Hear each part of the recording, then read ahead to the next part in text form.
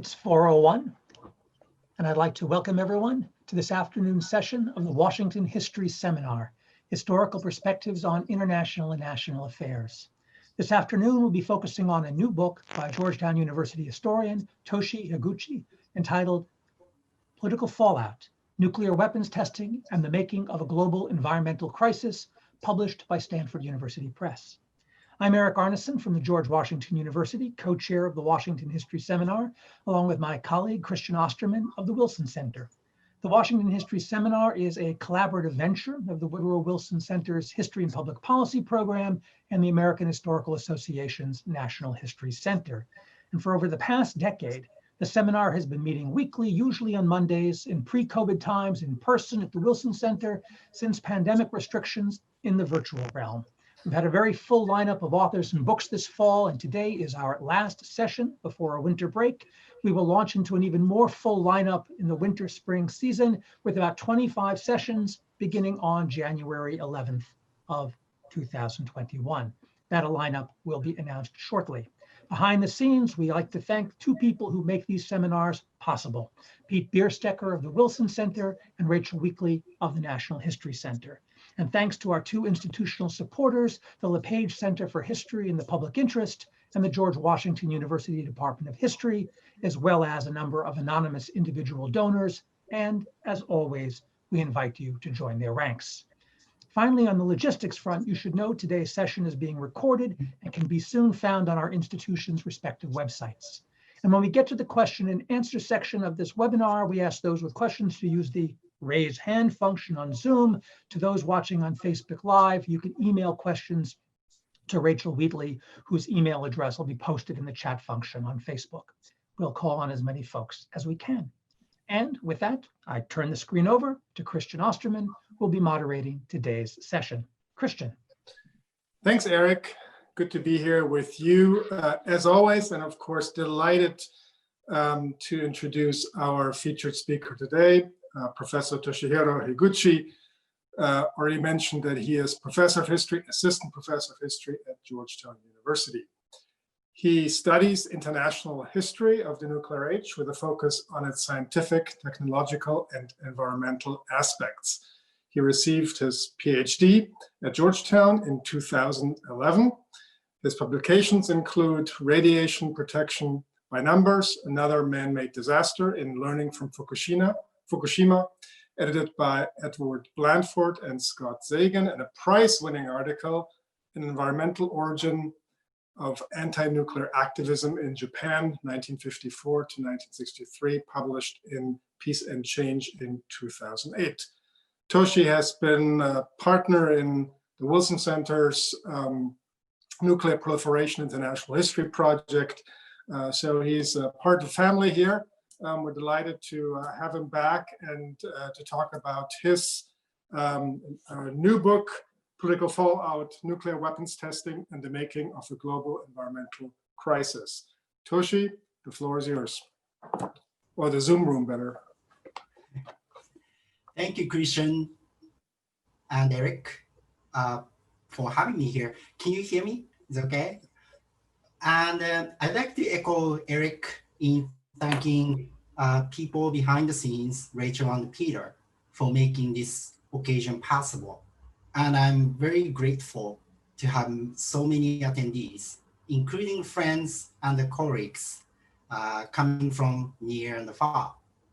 And I'm grateful to have a rare opportunity to wear a dress shirt for this pandemic semester.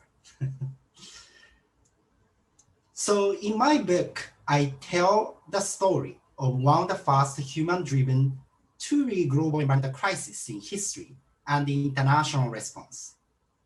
From 1945 to 1980, the United States, the Soviet Union, Britain, France, and China tested hundreds of nuclear weapons in the air, on the ground, and underwater.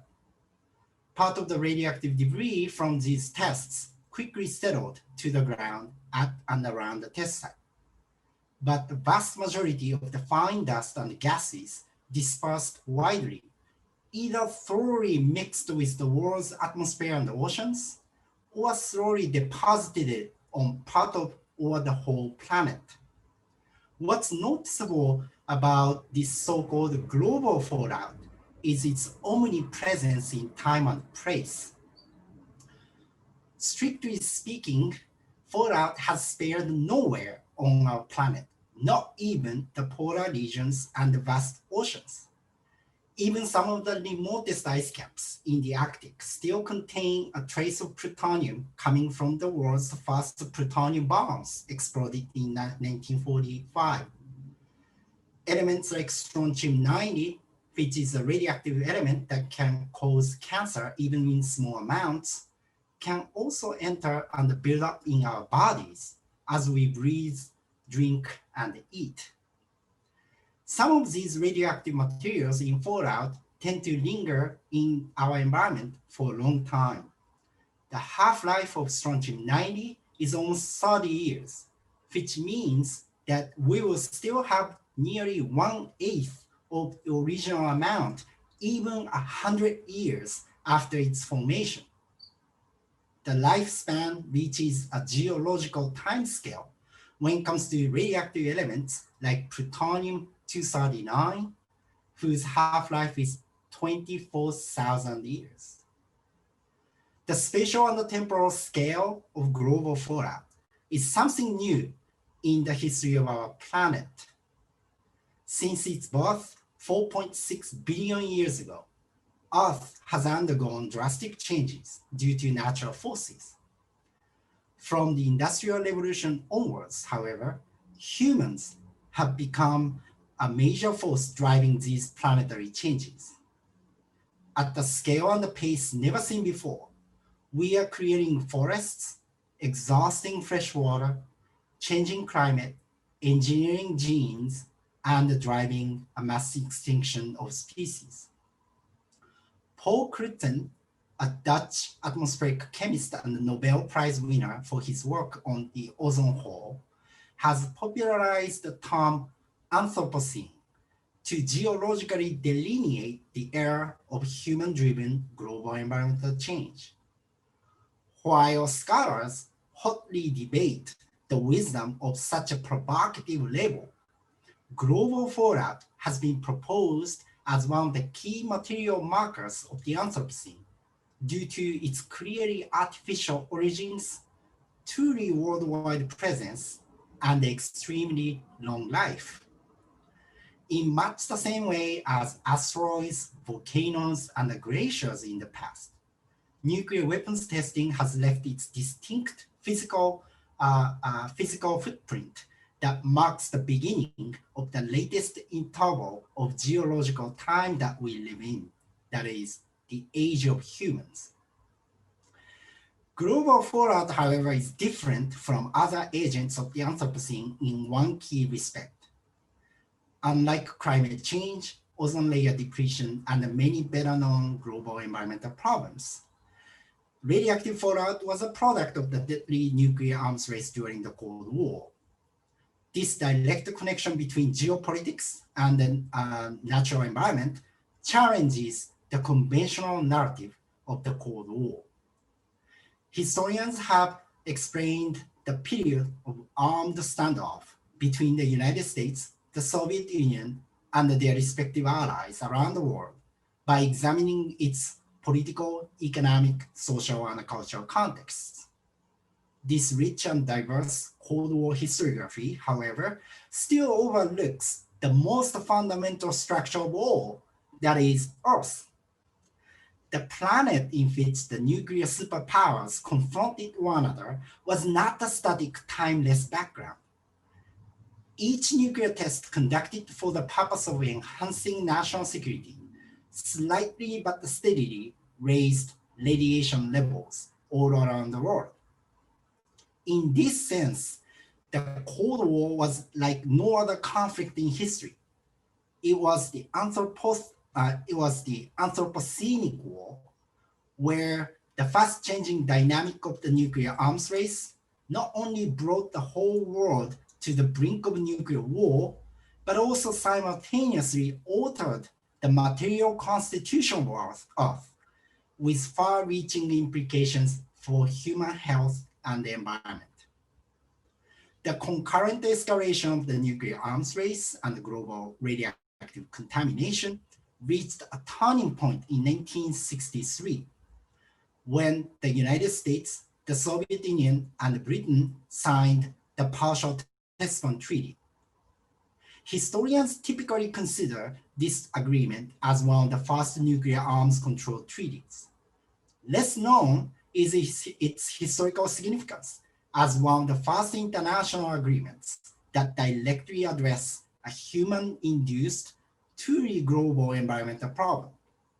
This is clear from the treaty's preamble, declaring that one of its objectives is to, quote, put an end to the contamination of man's environment by radioactive substances, unquote. And indeed, the Partial Test Ban Treaty proved far more effective in its global environmental objective than that of arms control.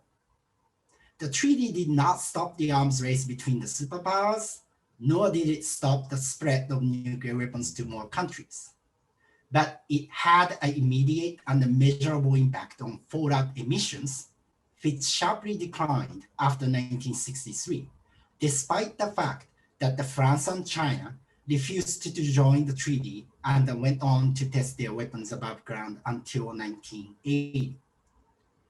Why did the United States, Britain, and Soviet Union make a public pledge to curb global radioactive contamination when the Cold War was still underway? This is a question that I set out to answer in my book. It is tempting to think that the sheer weight of scientific evidence forced even the most stubborn skeptics to acknowledge the unmistakable dangers of fallout to humans. The spatial and the temporal scale of contamination, however, makes it difficult to determine its ultimate impact on human health and the environment. For example, the global dispersion of radioactive fallout reduces the average dose to only a fraction of the average radiation dose that we receive each year. The average dose is so small that it is impossible to obtain a sample size that is large enough to directly detect a statistically significant increase in a variety of health risks. The sheer scale of contamination, however, also results in an extremely uneven distribution of the radioactive debris around the world. The complex interplay of natural processes and human activities makes some places, some foods, and some individuals in the world more radioactive than others. The same conundrum applies to time. Most of the radioactive elements that settle far away from the test site tend to linger in the environment and contribute to the irradiation of large numbers of people over time. But since these radionuclides only gradually emit radiation, their short-term doses are likely to be too small to affect any particular individual in a noticeable way. Moreover, the health effects of fallout are likely to be delayed. The doses of radiation from global fallout are too small to cause acute radiation sickness, but the doses are still large enough to damage DNA in cells.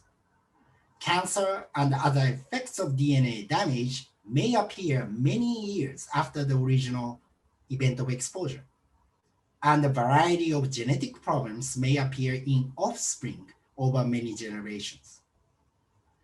In my book, I take this paradox of scale, intrinsic to large-scale, slow-moving environmental disasters in the Anthropocene, as a point of departure, and explore the complex relationship between science and the politics in the Anthropocene. Bringing together Cold War history, environmental history, and the history of science, and drawing on sources from the United States, Britain, Soviet Union, and a few key non-nuclear weapons countries like Canada and Japan, my book examines the worldwide struggle to determine the biological effects, social acceptability, and the policy implications of global fallout as the politics of risk. In my book, I argue that the Cold War not only triggered and sustained the nuclear arms race, but also ultimately helped to mitigate its radiological consequences, albeit to a small degree, by driving the politics of risk in an unintended and unexpected direction. To explain this paradoxical outcome, I use sociologist Ulrich Beck's concept of relations of definition, which consists of, quote, the rules, institutions, and the capabilities which specify how risks are to be identified in particular contexts. Organized chronologically, my book explains how the relations of definition concerning radioactive fallout shifted over time, which in turn transformed our understanding of fallout from a harmless side effect of essential military activity to an unacceptable hazard that demanded international regulation. So for the rest of my time, I offer some of the major findings from my book before discussing their policy implications. In the first decade of nuclear weapons testing, the US, British, and Soviet nuclear authorities dominated the relations of definition, monitoring radioactive fallout and judging its potential health risks independently. The techno-political notion of emergency guided this self-regulation of fallout hazards. Keenly aware of the risk of a severe accident caused by a nuclear explosion, but equally committed to minimizing disruptions to their atomic weapons projects. The Cold War nuclear rivals likewise checked radioactivity only in the areas surrounding their nuclear test sites, and took little or no protective measures unless exposure was likely to reach the levels which would cause acute radiation sickness. The same sense of emergency also led these nuclear authorities to start secretly monitoring global fallout as a useful tool to wage the Cold War, namely to detect the enemy's nuclear tests and also to obtain a better estimate of fallout hazards from nuclear warfare. The compartmentalization of fallout information into two categories, one about the local fallout for public health, and the other about global fallout for military intelligence, further obscured the potential harm of global fallout from public view. The power of the nuclear security states to define the health risks of weapons testing, however, faced the limits of knowledge in the Anthropocene. The coverage of fallout monitoring was impressive, extensive, but had many gaps and holes, and the exposure limits established by the nuclear authorities did not consider genetic damage and cancer that might have no safe doses of radiation. These epistemic vulnerabilities embedded in their safety claim led to two concurrent openings for public controversy in 1954 as a result of the Castle Bravo test, which is the largest nuclear test ever conducted by the United States in the Pacific. The first case of epistemic blowback came from Japan. Reassured by US officials that there would be no detectable contamination outside the test area, the Japanese government decided to inspect tuna caught in the Pacific for radioactivity against the warning level set only slightly above the natural baseline to reassure anxious consumers.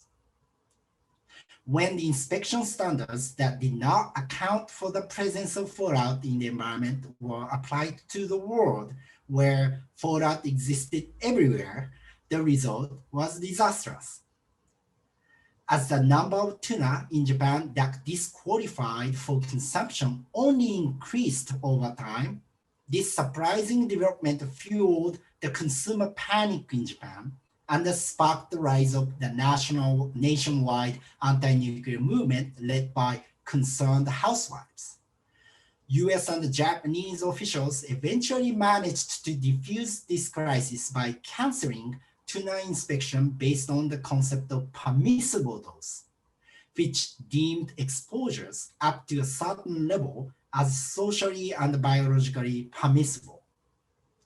But this maneuver failed to undo all the political fallout from the earlier epistemic blunder, as the anti-nuclear sentiments in Japan catalyzed by the fallout scare have continued to strain the US-Japan security alliance even to this day. The other case of epistemic blowback came from the genetic community around the world. A consensus at the time was that there was no safe dose of radiation for genetic damage, and that the increase in mutations was directly proportional to the dose.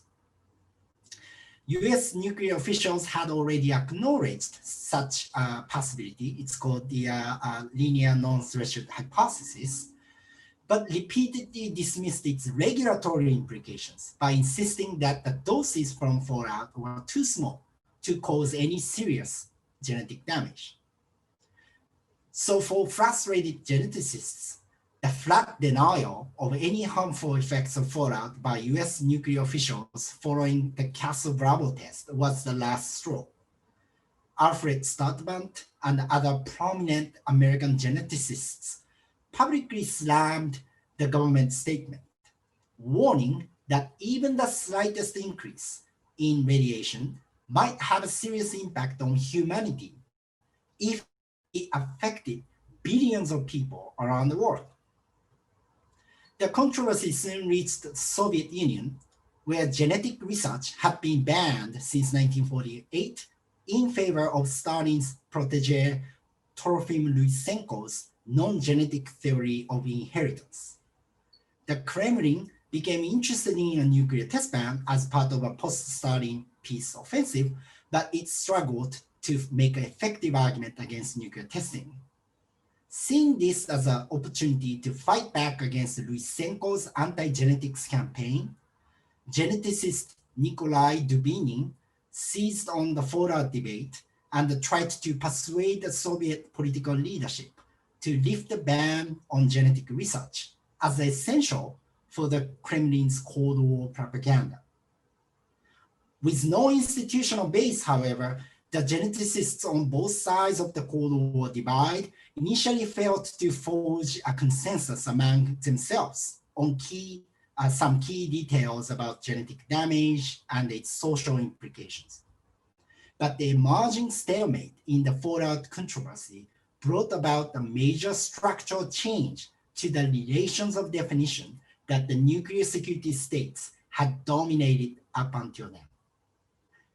In March 1955, a US-based disarmament advocacy group called the Federation of American Scientists issued a public statement calling for an independent study about fallout by the United Nations to serve as a step toward the international regulation of nuclear testing.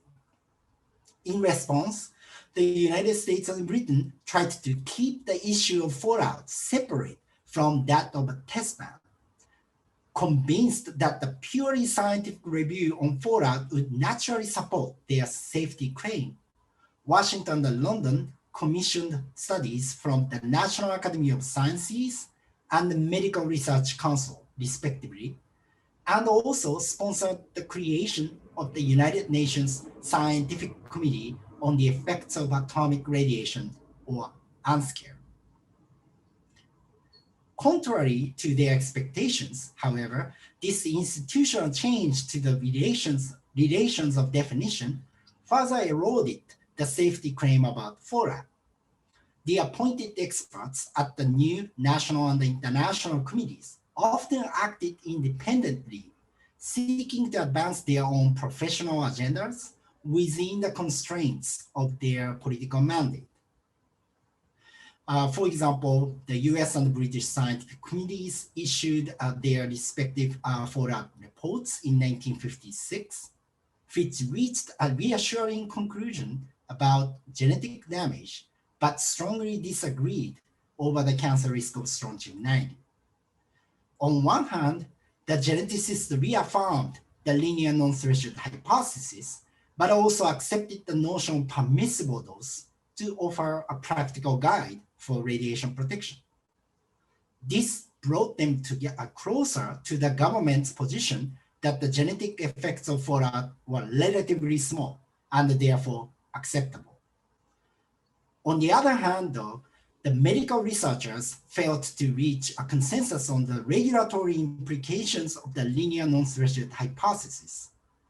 Unlike their US counterparts, who simply applied the existing limits of strontium-90 to the fallout situation, the British experts established a much lower value as a warning dose to minimize the theoretical impact of the increased cancer risk in a large population.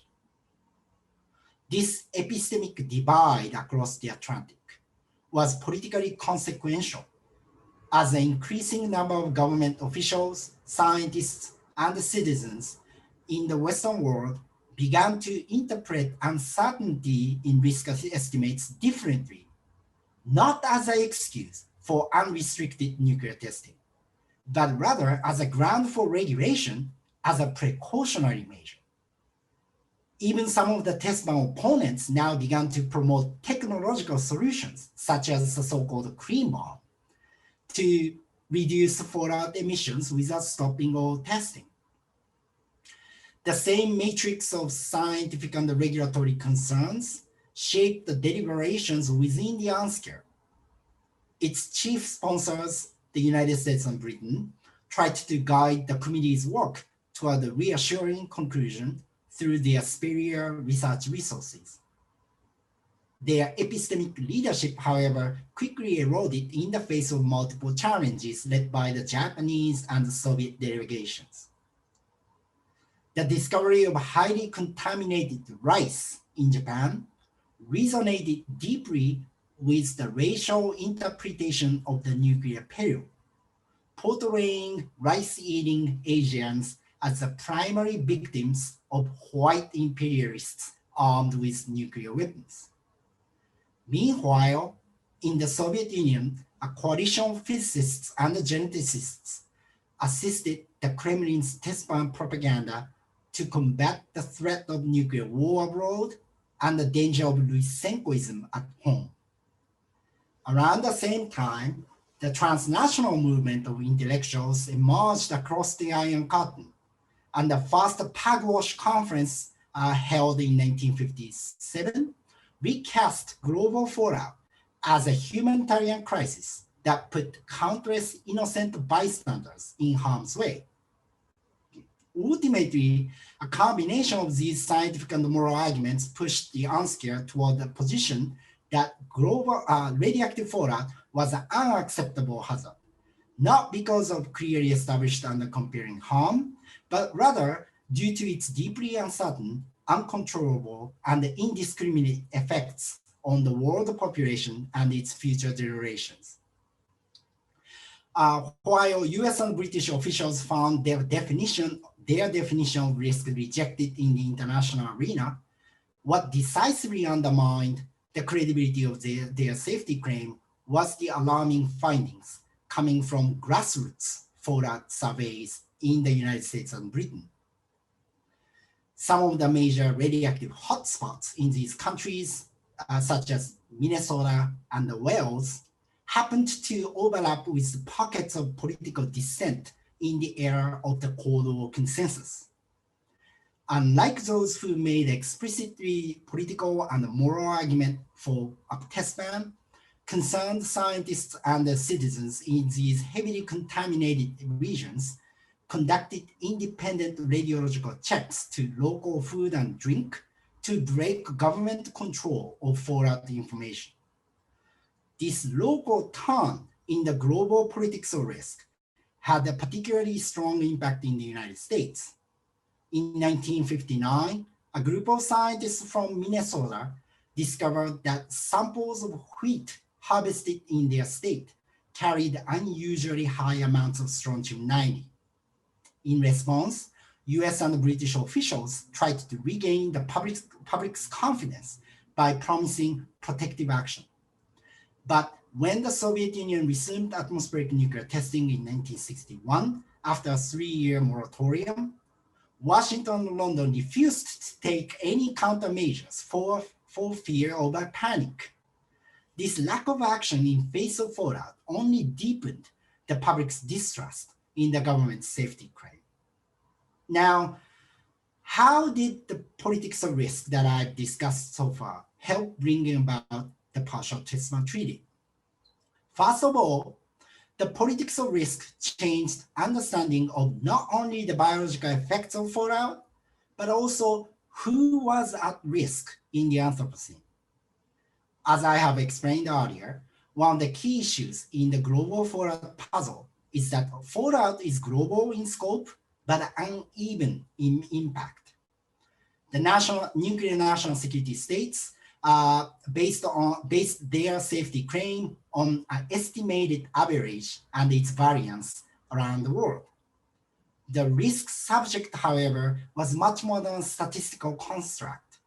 In my book, I explain how the risk of genetic damage and the contamination of milk put both children and the unborn at the center of concern, driving many women around the world to speak out against the fallout as housewives and mothers. For many Asians, the discovery of heavily contaminated rice in Japan also appeared to be further evidence of nuclear racism. Together with the ethical doctrine of humanism advocated by the transnational movement of intellectuals, the rich discourses of race and gender in the early Cold War world transformed the risk subject from a faceless, statistically constructed average person to countless innocent bystanders, both present and future, caught in the crossfire of the superpower library. This socio-epistemic construction of victimhood led to the redefinition of global fallout from a harmless phenomenon to an intolerable threat to humanity. The gradual redefinition of fallout in turn influenced the test ban debate in a number of subtle yet important ways. Some politicians actively exploited the shifting understanding of fallout to promote their Cold War agendas. Others reluctantly made some concessions toward growing public concern about contamination. But the policy impact of risk politics ran much deeper than these superficial changes in political behavior. While most policymakers continued to prioritize national security over any concern about fallout, the emerging idea of fallout as an unacceptable hazard became an inner conviction for some of the top political leaders and scientific advisors on both sides of the Iron Curtain. One of the most surprising findings of my book, however, is the significant role that fallout skeptics played in the making of the partial test ban treaty. Some US officials and scientists, most notably Edward Teller, never changed their dismissive opinions about fallout. Nonetheless, these skeptics displayed a remarkable degree of political flexibility, offering a number of technological solutions to reduce and contain fallout without stopping or testing. Most notably, the development of underground testing techniques by the United States in response to public outcry against fallout made a comprehensive test ban politically impossible, as the Soviets never agreed to allow the on-site inspection of suspicious seismic events. But the same innovation ironically made a partial test ban technologically feasible. So in this sense, the fallout skeptics contributed to the partial test ban treaty, just as much as those who deeply worried about fallout. Today, more than half a century after the conclusion of the partial test ban treaty, the legacies of one of the first global environmental crises have moved back into the limelight. Since 2016, a group of geologists has been developing a proposal to formalize the Anthropocene as the latest geologic epoch. One of the ideas that guide this effort is the presence of fallout in our bodies and the planet. Meanwhile, 2017, the United Nations made a major breakthrough toward a world free of nuclear weapons by adopting the Nuclear Weapons Ban Treaty. In its preamble, this landmark convention made a specific reference to, quote, the unacceptable suffering of and harm caused to the victims of the use of nuclear weapons, as well as of those affected by the testing of nuclear weapons. By providing compelling evidence of the nuclear peril and the accelerating impact of humans on our planet, global fallout has outlived the Cold War that unleashed it and has been continuously shaping our understanding of the world we live in. Thank you so much. Thanks so much, Toshi, for really fascinating presentation of a very complex and in many ways difficult subject. Let me perhaps start the conversation by just asking you to clarify a couple of terms you necessarily in your overview kind of skipped over quickly. First, given the importance of the Castle Bravo tests in '54, could you just talk for a moment a little bit about the test and its the turning point it presented, but a little bit more data and context for the broader audience that we hope views this session. Sure. The Castle Bravo test really turned, it marked the turning point in my story, but also in nuclear history as a whole, I think. It was the biggest nuclear explosion conducted by the United States. It happened in 1954 in the middle of the Pacific on Bikini Atoll on March 1st, 1954.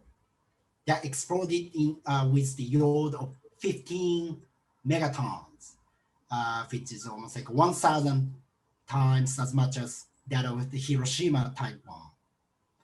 And this enormous explosion basically generated a massive amount of radioactive debris that fell around the test site in the Pacific, but also part of the radioactive plume was accidentally blown into the direction where not just the people of the Marshall Islands lived, but also a Japanese fishing boat called the Lucky Dragon number 5 happened to be operating.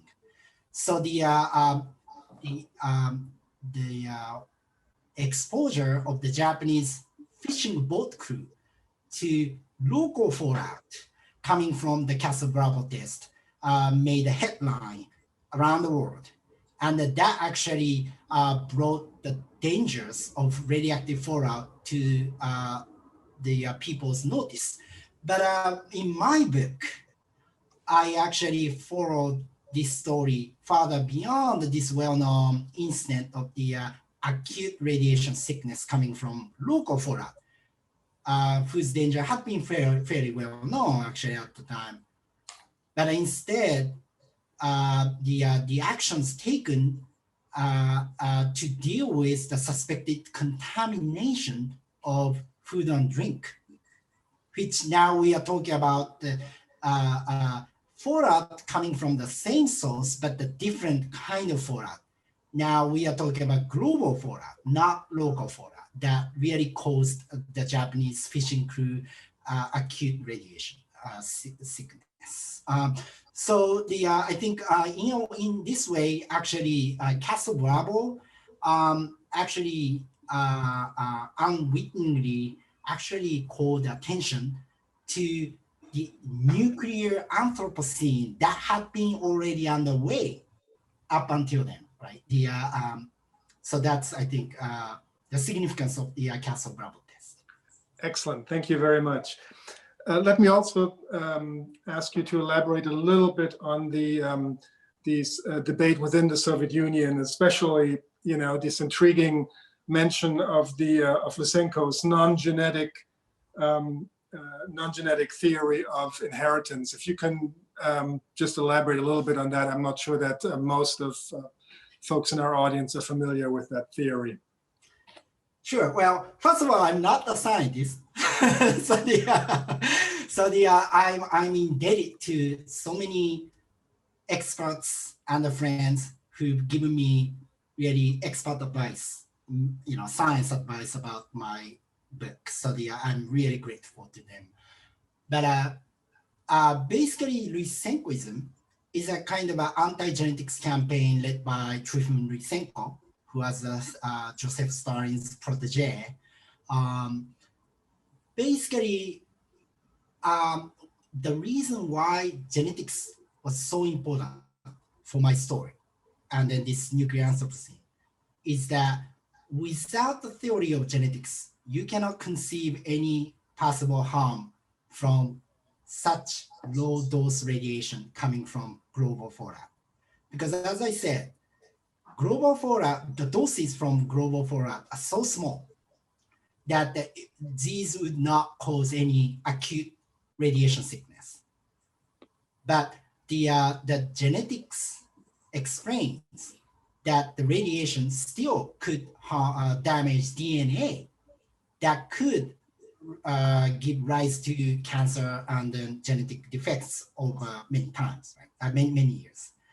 Now, in order for us to conceive that theoretical possibility or experimental to explain the results of experiments, we need to acknowledge that the inheritance happens through genetic materials, right? DNA, namely.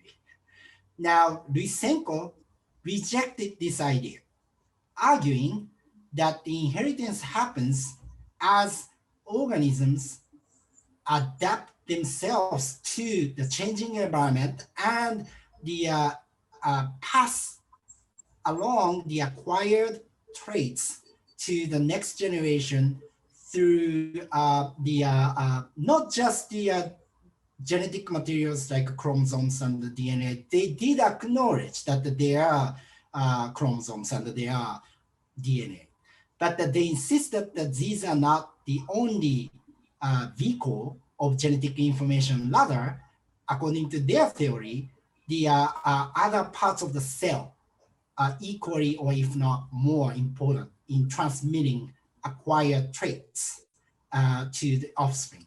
So if we accept the non-genetic inheritance, the theory of inheritance, then actually it's very difficult to conceive any harm coming from low dose radiation because we can adapt ourselves to a little bit slightly higher radiation levels. So that's why it was crucial for Soviet geneticists to really seize on this fallout debate, precisely because of this importance of genetics in conceiving the possibility of harm. Thank you. One more, I know Eric is eager to ask a couple of questions as well, but just one more by way of clarifying some terms you used.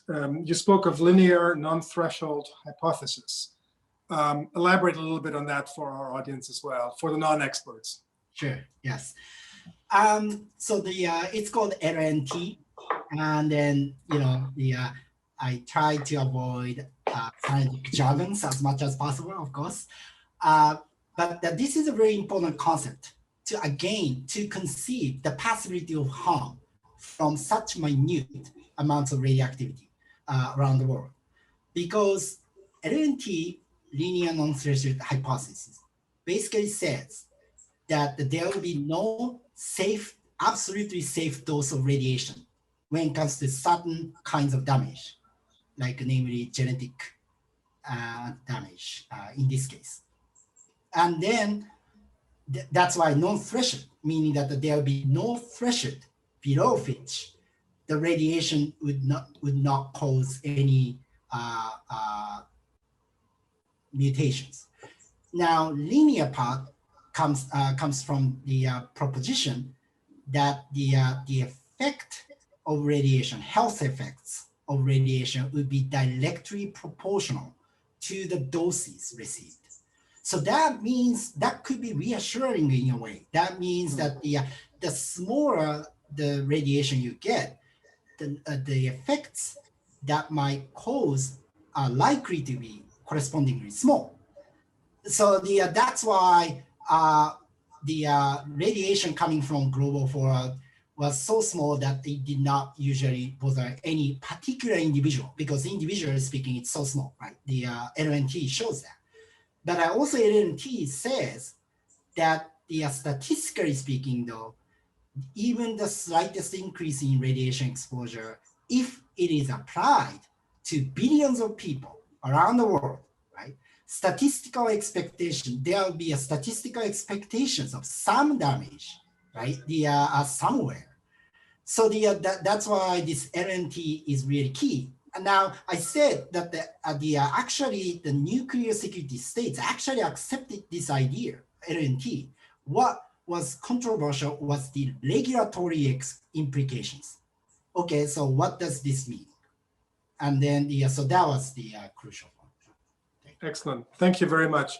You just said you're not a scientist, you're a historian. You're a historian of international history. And your book is a just fascinating story that brings together both the national security state as well as NGOs, the role of local groups. Talk for a moment before I turn it over to Eric about the sources you use for this international history. Sure. So my book is a result of the almost decade-long research, starting when I became a graduate student at Georgetown, actually, in 2005. And then, so actually it takes, more than a decade, actually. And then I draw on sources coming from all three nuclear weapon states that were responsible for the largest portion of global fallout, contamination, and the signatory powers of the partial test ban treaty, namely the United States, Britain, and the Soviet Union, now Russia. So when it comes to nuclear history, of course, one of the challenges is sources. And then I really particularly mentioned the service that the Wilson Center has been done to our academic and the policymaking community by really unearthing so many archival documents relating to nuclear affairs, right? It is really important, and I'm really indebted to Christian, like your effort to do that. Now, the subject of my book, Radioactive Fallout, happens to be the least secret of the nuclear affairs by virtue of the fallout controversy. So it happened to be that I could have access to pretty much the most important information that I needed to reconstruct my story, including the Soviet Union.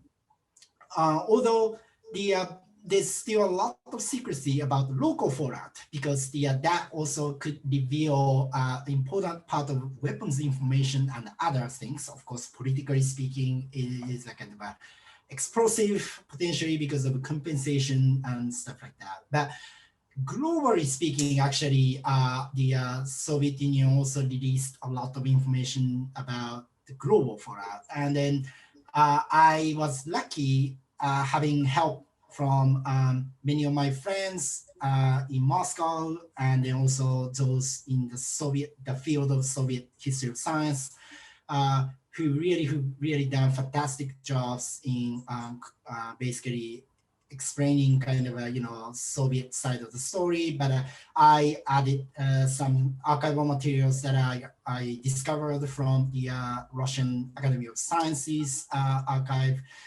Basically, that really explains how important the Fallout debate was to their effort to really reconstruct biological sciences in the Soviet Union, but also that story was part of the global transnational movement of scientists fighting against the nuclear peril. So I could really bring in both sides of the Iron Curtain thanks to the archival sources. Thank you. Well, maybe have one follow-up to this wonderful book and session is to think about how we can build out some of the collections in the digital archive on precisely the sources and subjects that you are working on. Before I call on Eric for his questions, let me remind our audience to please use the raise hand function in the Zoom functionality to get in line for questions. Now is the time to do so. And Eric, you're up next. Thank you. This is a really fascinating book, and it has a large cast of characters, and you've been able to talk only about a small number of them because of the time limits we impose upon you in this webinar format. I'm wondering if you could just take a few minutes to talk about some of the non-governmental actors who play very important roles here. In Great Britain, there are some cameo appearances by the Campaign for Nuclear Disarmament folks. Here in the US, you have the National Committee for Sane Nuclear Policy, Women Strike for Peace, even Consumers Union makes a serious walk-on role to intervene in a national or to spur a national debate over the effects of radiation and fallout. And then there are numerous local scientists, not on the government payroll in the Pacific Northwest, in Minnesota, who are distrustful of what they're hearing, and they get out their own equipment and they take readings and they find things that they don't like. So these are important players in this story, and you touch upon them in the book. I'm wondering if you could just talk a little bit about them this afternoon for us and the role that these folks play in kind of framing or shifting the terms of the debate over fallout and atmospheric nuclear testing. Sure, thank you. Thank you for your point about this, because that's something I really cared about when I wrote my book. So my book really tried to tell more than just the collective of national histories. So I brought in the United States, Britain, Soviet Union, and so on. But my purpose of doing that is to think across, above, and beneath nations. Because the point that you just raised, the role of non-government organizations, local activists, consumer activists, women, so on, really important in my story. There are many ways that they are important, but I would say the most important contribution that these non-governmental actors to my story is really their effort to change the moral context in which we interpret uncertainty and the possibility of harm. As I said earlier, uncertainty can cut both ways. It can be the excuse for non-action until we get the clear evidence of harm, or the ground for precautionary measure. And then what grassroots activists, not just scientists, but also ordinary people who worried about contamination of the local food and drink and the potential damage to their kids, especially, was basically to to really change the moral context to appreciate this kind of uncertainty. And I think that is very important because my story is not just about the change in scientific understanding of radiation hazards. It is equally about ethical context. And then I think the mobilization, self-mobilization almost of these people really trying to check all kind of radioactivity around their surroundings, and also to really protest against contamination without consent. Actually, that really highlighted the moral problem of contamination, global radioactive contamination. I think that is the single most important contribution made by these grassroots activists. And also, as I said, sorry, just a quick addition to it. These local activists are important precisely because of the paradox of scale. As I mentioned, global fallout is global in scope, but highly uneven in impact. So that you need local people who really check radioactivity in their locale to really see the astonishing unequal distribution risks. So I think their contribution was really crucial to break up the average, myth of the average in managing global environmental crisis. Could you recount briefly for us the story of Consumers Union? The government says, this is a big job, we, can't necessarily do it. And then all of a sudden, a consumers organization steps forward and says, we're doing it. Oh, look, we've done it. And this is what we found. Yeah, Consumers Union is a very interesting actor because we don't usually think about consumer movement as part of the nuclear history. But I think consumerism really played a key role here. Precisely because the contamination is about the integrity of food and drink that we consume, right? And but what is important about their activity is this. Now, government approached this unevenness of contamination from a very different set of concerns. They acknowledged it. So it's not like they are just ignorant. They didn't know it. What they tried to do was to be very selective about sampling and tried to come up with a model that can compute kind of a variance and then reassure that there will be no problem with it, with contamination. Now, this approach, more like top-down, like a selective sampling modeling approach, is completely different from what the Consumers Union tried to do, which is more like a bottom-up, grassroots effort, and they were deeply concerned about this food and that drink, not the statistically expected possibility of contamination. So they came from very different philosophies of risk management. And then so that's why Consumers Union was very important, because that really debunked some of the myths created by the top-down statistical approach, some modeling approach to global environmental problem. Thank you.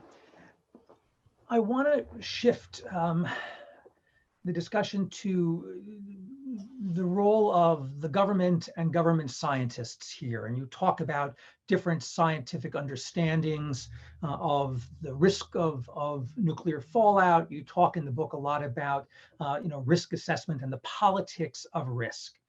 But to take an uncharitable view of the role of the government, officials had one primary concern, it seems, and that is to continue nuclear weapons production and testing, to further the military aims of the government. And it seems that on many occasions in your book, through the language that they employ, the models that they develop, they are subordinating the data or potential readings of the data to that overwhelming desire to keep on building, to keep on testing, to keep ahead in the arms race.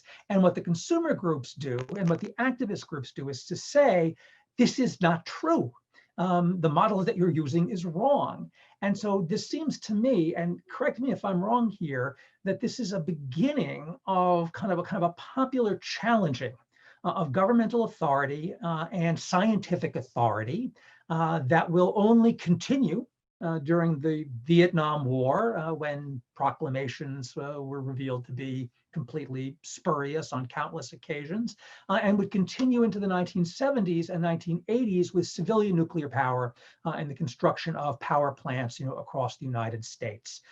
So is it fair to say that the scientists who worked for the Atomic Energy Commission and other government agencies in their scientific work and in their role at conferences, in essence, there was good reason for the small but growing popular skepticism that they subordinated their scientific integrity to a larger military imperative?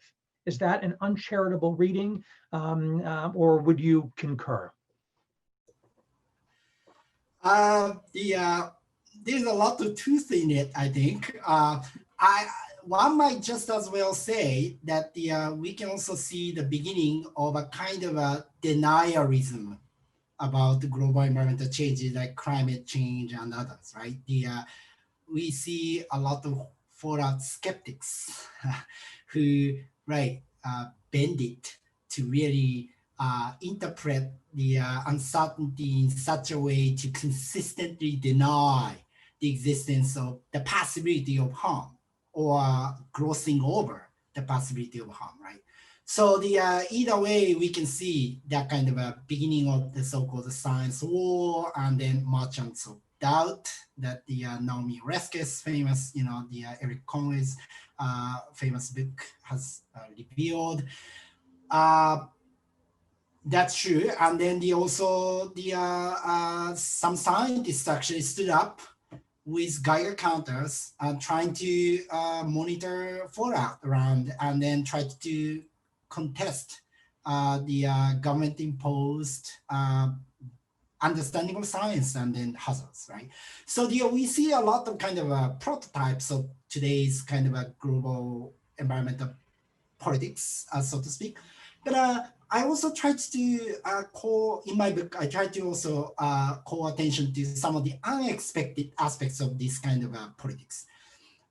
Because what's interesting for me is that it was clear that the government authorities just tried to really make any arguments possible to really defend and justify the continuation of unrestricted nuclear weapons testing, right? On health grounds. Maybe they may have a motive to do restrict nuclear testing in national security ways, but not on health grounds. But what's interesting is they always present their views about the fallout, not like completely political, transparently political way, but as a matter of fact, scientific fact. And that is interesting because one could just say that maybe there might be harm, but we need to do this because we have to fight the Cold War. That's very political, explicit political view. But they rarely say that. They always say that it is safe. So that actually is an opening for politics of risk. Precisely why? Because these government officials and the scientists had to come up with some sort of objective scientific judgments to reassure the entire world about the safety of their nuclear weapons testing. So their purely political arguments did not fly. So they knew it, and then that actually provided opening for politics, precisely because now private scientists and others could actually take issue with scientific aspects of this. So I think that is, and also as I said, some of the most skeptics actually played a huge role in bringing about the end to radioactive contamination by basically resisting nuclear test ban, but leading technological innovations. Like we can think about clean coal, right? I mean, again, I'm not scientist. I don't know. I can't judge the purely engineering merits and the demerits of so-called clean coal. But the idea is that the clean bomb was a kind of creative political response of the skeptics, and the underground testing was yet another kind of innovation that actually addressed contamination. So so it's very difficult to say this is the skeptics and this is like advocates, and so it's much more crossover here. Thank you, Toshi. We have a question from Austin Cooper. Austin, if you're still on the call, why don't you use the raise hand function and ask the question yourself if you're still with us. All right, there you go. Austin, if you can unmute yourself. There you go. Hey, Christian. Hey, Hi Toshi. there. Hi, Eric. I didn't know we could do this. This is an interesting Zoom feature. Hi, Toshi. Thanks for the talk. I think the book is enormously useful, and I think people are going to be mining it for a lot of years to come, myself included. My question, I think you've answered in part in the way that you've addressed some of the issues about scale.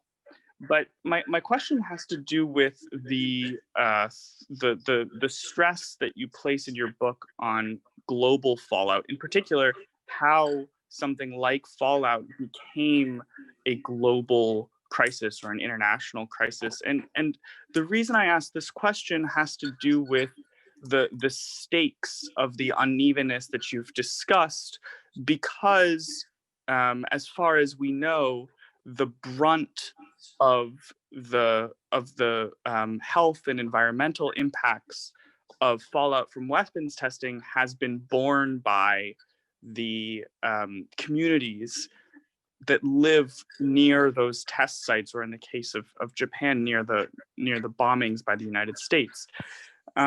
So I wonder if you might take the opportunity to comment on some of the friction seen in making fallout from making fallout into a global crisis. What were some of the processes of translation and advocacy, et cetera, that were instrumental? Or I suppose the question is, do you see these processes of advocacy, these political processes of advocacy, as important for the transformation of these fallout risks into an international and global political problem? And how do you sort of ethically square this tension between sort of the emergence of this global problem and the especially uneven burdens that many of these communities without much political power had to bear during the Cold War arms race? Thank you. Thank you so much for really important question. I think really speaking to the heart of this kind of paradox of scale. I think there are many avenues through which like fallout became a global, global problem. The one is straightforward Cold War military activity. Basically, one of the earliest global fallout information came from military intelligence. So from the public health point of view, actually, fallout have been defined more like a local problem, right? Up until the 1954 and stuff like that.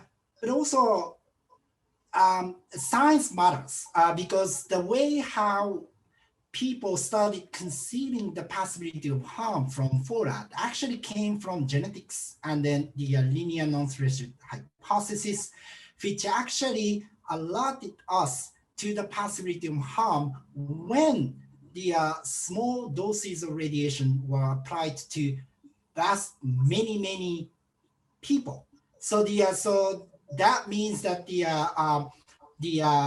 that could actually overlook the potentially heavy contamination of some local communities and their potential long-term health effects, because the LNT helps us to warn about the large-scale long-term impact of small amounts of radiation by virtue of the sheer geographical and the demographic scale of radiation. But of course, that led to the kind of neglect over the kind of a local exposure. And also the ethical context is also important, because the ethical doctrine of humanism was also key to this redefinition of global fallout, right? Because the idea is that the fallout is unacceptable because it puts vast number of innocent bystanders in harm's way. So the meaning that the one might argue that actually the Americans should actually accept certain kind of exposures for in exchange for benefits of national security. But the idea is that the Indians, Japanese, or Australians, or Ugandans, these people don't have any stakes in the Cold War.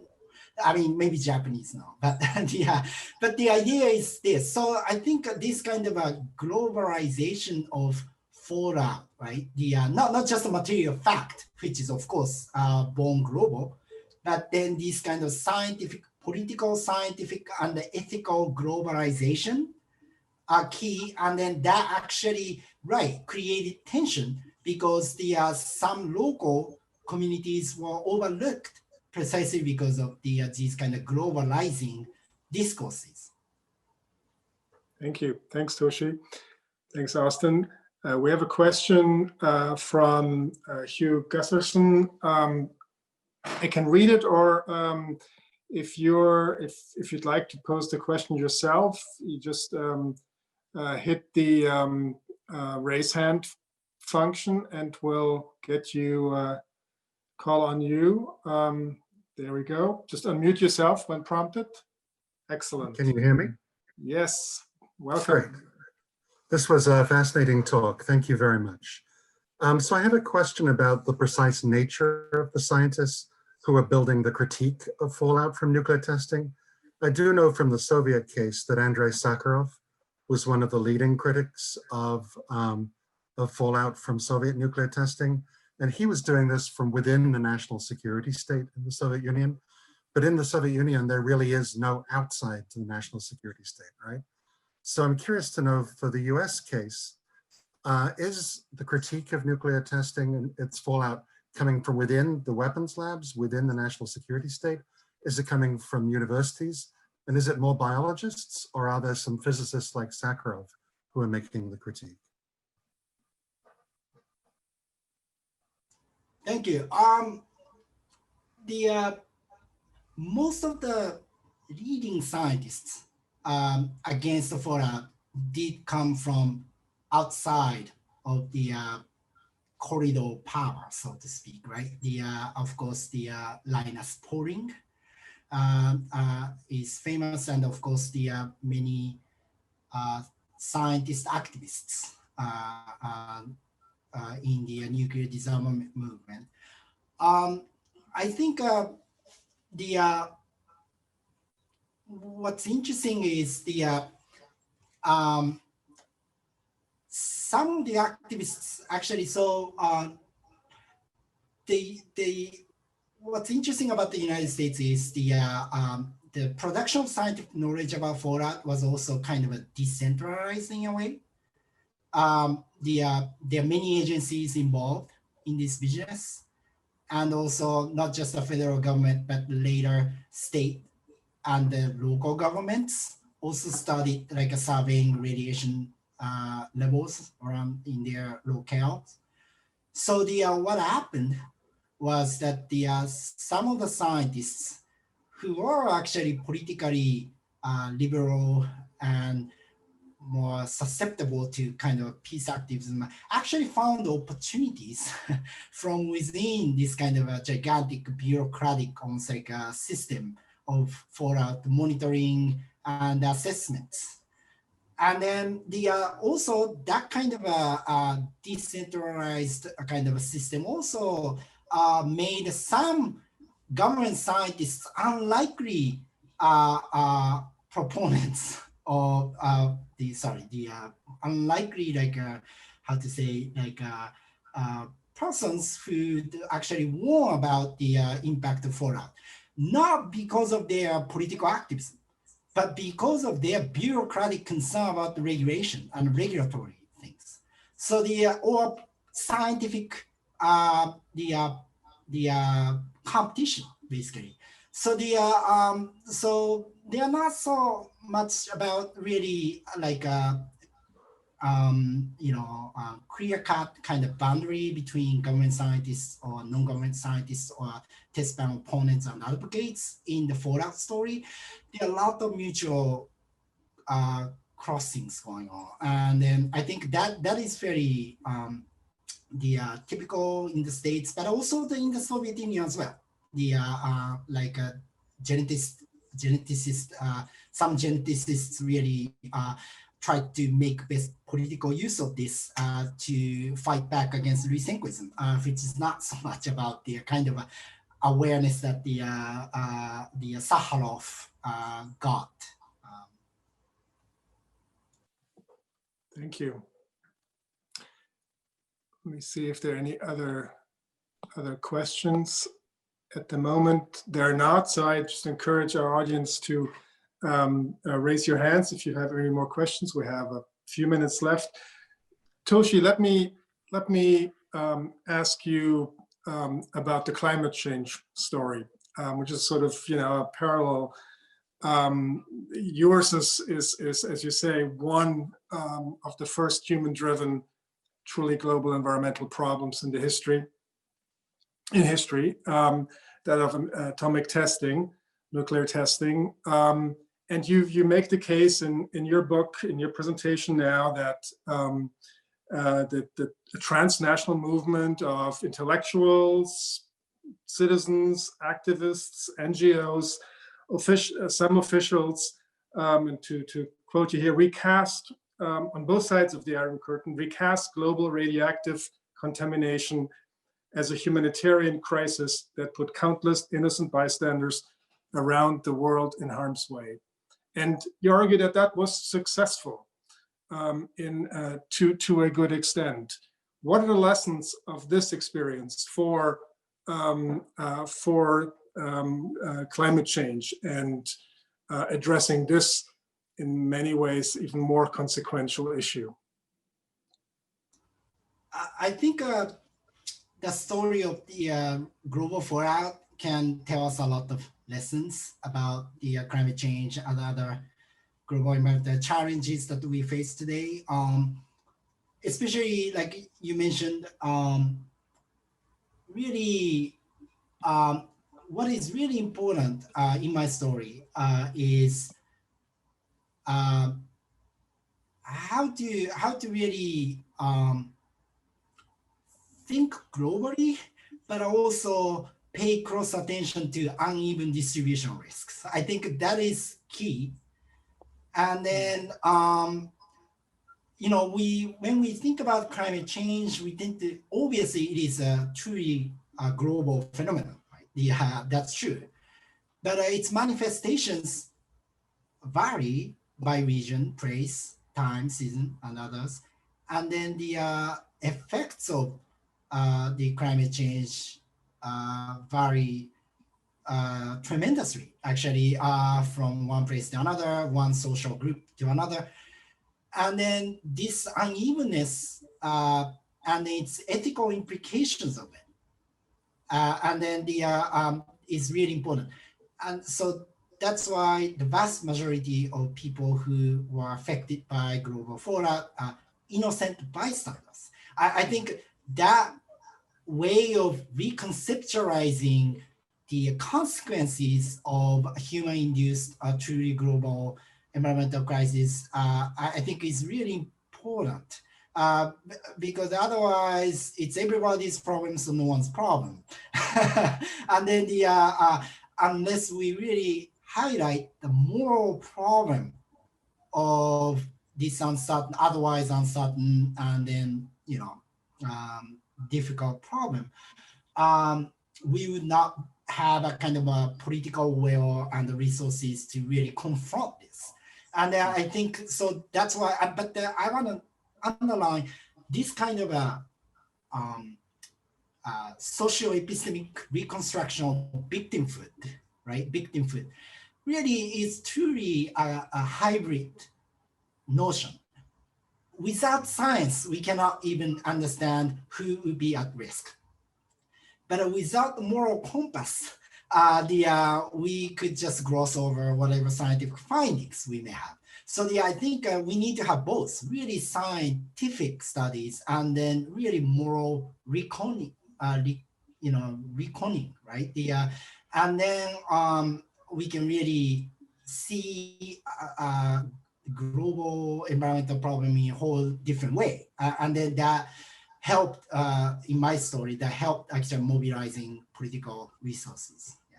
So. Thank you. Thanks for that very thoughtful answer. We have another question from Waka Zaridi. If you're still on the call, please unmute, hit the raise hand function, and yes, so we can call on you. Yes. Hello, thank you. Hello, thank you very much, Dr. Higuchi. Thanks for your wonderful talk, and I look forward to reading the book.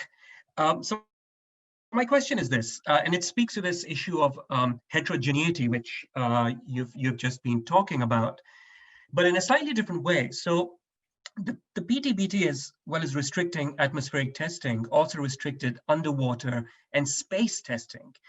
So how does the banning of testing in these two realms fit into your politics of risk approach to understanding the PTBT and its origins? And I ask this question, of course, because when one thinks of fallout and its risks and its victims, one tends to think of atmospheric testing. So how do these other two realms sort of fit into your sort of wider framework? Thank you. Very good point about the really PTBT's plural implications. In my book, I basically said, I'm not arguing that actually PTBT was just born out of environmental concerns. Actually, there are a lot of overlaps and also tensions between stopping atmospheric testing or whatever fallout producing testing because of environmental health concerns, and stopping atmospheric testing or other kinds of testing because of national security implications, and especially whether or not we can verify the compliance. And then the two environments that you mentioned, underwater and the space testing, especially space, actually that raised a very interesting question in my book, because what really concerned national security policymakers in the United States and other places almost consistently throughout the story was the national security implications of the test ban. So they defined the space in such a way that has a little to do with environmental concerns, right? These policymakers also simultaneously mobilized the environmental health discourse to justify the treaty as a whole. So definitely there's a tension in the text of the treaty itself. That is so entirely text is not like just dedicated to environmental concerns at all. Actually, environmental aspects could be used as a political cover to basically, putting a kind of a security, kind of a design, into like a more like a palatable way to the constituencies. So yes, my book talks about this kind of a subtle but very important difference, how you define the environment. The space, what is space, right? Where the atmosphere ends and the space starts and stuff like that. So that's definitely important.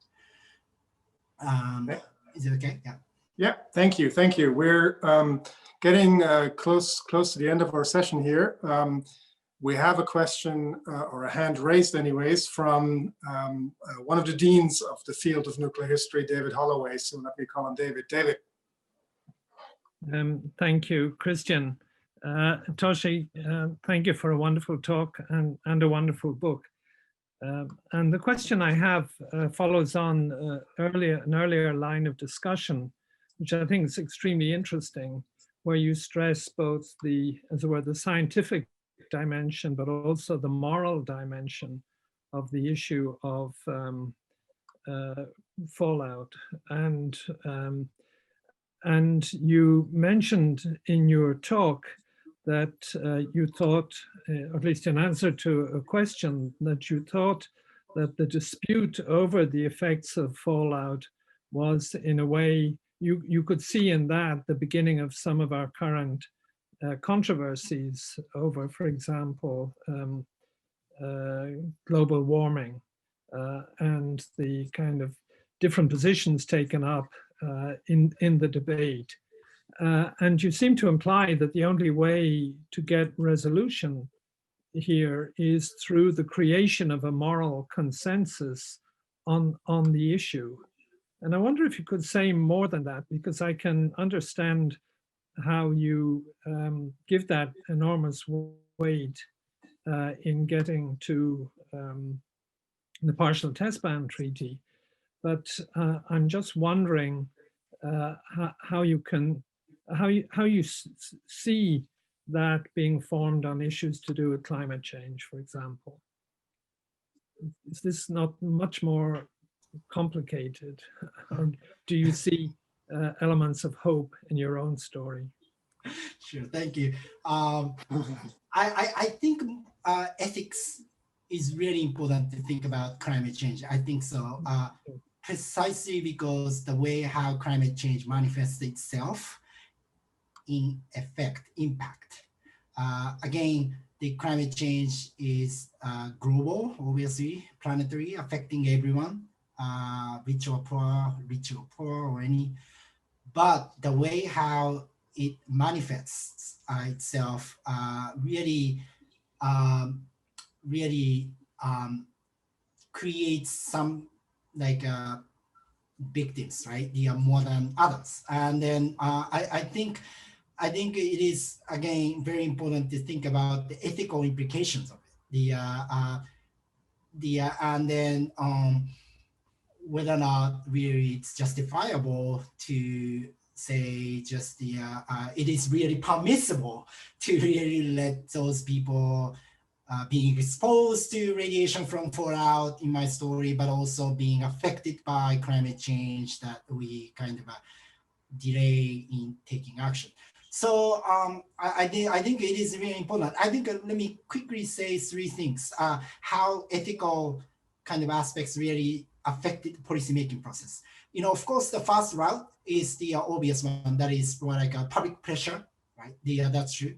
But also scientific report. The second venue is very important because it was Anskier who basically took up the kind of moral aspects of this global fallout and then said that it was unacceptable because of the indiscriminate and uneven and uncontrollable effects. So the actually scientific reports like IPCC, yeah, in the case of climate change, would actually play a huge role, how to frame this, right? How to frame this.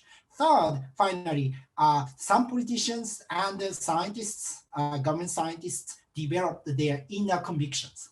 Actually, that I think that is very important. It's not just like a political maneuvering going on.